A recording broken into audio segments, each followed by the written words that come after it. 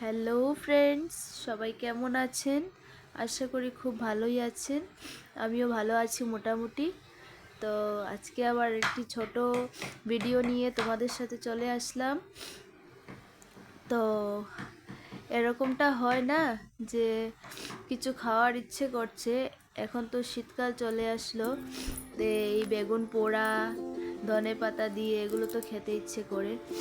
তো আমাদেরও একটু ইচ্ছে করলো, এই ভাত খেতে ইচ্ছে করছে না, মুখে একটুও স্বাদ টাদ কিছু লাগছে না, তাই তো একটু বেগুন মাখা খাবো, পুড়িয়ে মেখে তারপর খাবো। তো আমার কাছে জানো একটা মাত্র বেগুন ছিল, তো কি করব, তো এই যে আলুর সাথে সেদ্ধ দিয়ে এভাবে খাবো। তো যখন ইচ্ছে করেছে তখন তো খেতেই হবে, তাই না? তারপর রুটি, ওই দিন আর ভাত খেলাম না, তো রুটি বানিয়ে নিলাম। তো এই যে রুটি বানালাম, তার সাথে এই বেগুন মাখাটা, আর ধনে পাতাও ছিল না ওই দিন।